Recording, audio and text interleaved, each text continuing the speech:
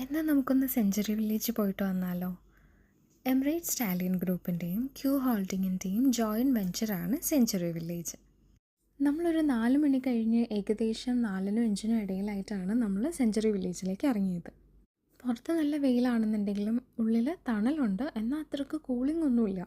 ഒരുപാട് മരങ്ങൾ നിൽക്കുന്നതിൻ്റെ ഒരു തണലുണ്ട്. നമുക്കൊന്ന് റെസ്റ്റ് എടുക്കാനായിട്ടൊക്കെ പറ്റിയ പാർക്കിൻ്റെ ഒരു അറ്റ്മോസ്ഫിയർ തരുന്നൊരു പ്ലേസാണ്. ഇവിടെ മൾട്ടിപ്പിൾ മെനൂസ് വരുന്ന ഒരുപാട് റെസ്റ്റോറൻറ്റ്സ് ഉണ്ട്. മെയിൻലി സീ ഫുഡൊക്കെ അവൈലബിൾ ആയിട്ടുള്ള റെസ്റ്റോറൻറ്റ്സ് ഉണ്ട്. ഇതൊക്കെ ഫാമിലി ഫ്രണ്ട്ലി ഔട്ട്ഡോർ ഡൈനിങ് ഒക്കെ അവൈലബിൾ ആയിട്ടുള്ള റെസ്റ്റോറൻറ്റ്സ് ആണ് സെഞ്ച്വറി വില്ലേജിലുള്ളത്. ഒരുപാട് എക്സൈറ്റിംഗ് ആയിട്ട് പ്ലേസസോ ഒന്നും ഇവിടെ ഇല്ലയെന്നുണ്ടെങ്കിലും ചെറിയൊരു റിലീഫിനൊക്കെ പറ്റിയൊരു ബെസ്റ്റ് സ്പോട്ടായിട്ട് എനിക്ക് തോന്നി. സെഞ്ച്വറി വില്ലേജിൻ്റെ ഓപ്പണിംഗ് അവേഴ്സ് വരുന്നത് 12 PM to 2 AM വരെയാണ്. സെഞ്ച്വറി വില്ലേജ് ലൊക്കേറ്റ് ചെയ്തിരിക്കുന്നത് അൽ ഗറൂദിലാണ്. ദൈറ സൈഡായിട്ട് വരും. നമ്മൾ ദുബായ് മാളിൽ നിന്നാണെങ്കിൽ ബൈ കാർ 30 minutes ആണ് ട്രാവലിംഗ് ടൈം.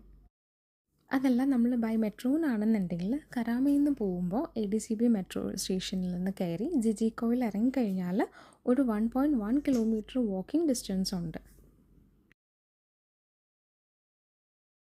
പിന്നെ കുട്ടികൾക്കായിട്ടുള്ളൊരു പ്ലേ ഗ്രൗണ്ട് ഞാനവിടെ കണ്ടിരുന്നു. അത് കണ്ടപ്പോൾ എനിക്ക് തോന്നിയത് പ്രൈവറ്റ്ലി ഒക്കുപ്പൈഡ് ആയിട്ടാണ്.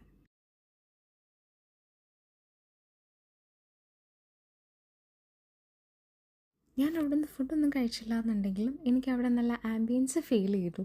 അവിടുത്തെ റെസ്റ്റോറൻറ്റ്സിൽ നിന്നും അതുപോലെ തന്നെ അവിടെ ഓപ്പൺ സ്പേസസും കാർ പാർക്കിങ്ങും ഒക്കെ ഒരുപാടുണ്ട്.